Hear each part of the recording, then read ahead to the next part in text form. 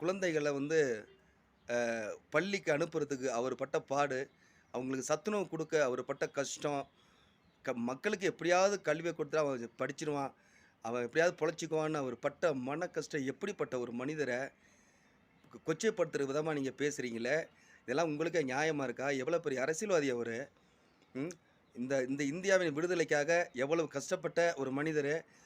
ஜாலியான் வாலாபாக் படுகொலையில கொதிச்செழுந்து ஒரு கட்சியில வந்து அவரு இணைந்து, இளமை காலம்லாம் ஜெயில்லயே இருந்து, இந்த நாட்டுக்காக அரும்பாடுபட்ட ஒரு தலைவர மிக சாதாரணமா விமர்சிக்கிறதுக்கு திமுகவுக்கு எப்படி தைரியம் வருது?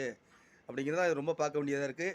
ஆனா, ஜோதிமணியா இருக்கட்டும், செல்வ பெருந்தகையா இருக்கட்டும், இவர்கள்லாம் பூசுற மாரி பூசி ஒரு கண்டனத்த தெரிவிக்கிறாங்களே தவிர, முழுமையா ஒரு கண்டனத்த தெரிவிக்கல. ஒரு சாமானிய மனிதனுக்கு உள்ள கோபம் கூட அரசியல் அதாவது காங்கிரஸுக்கு வரவில்லை என்பது வேதனையா இருக்கு.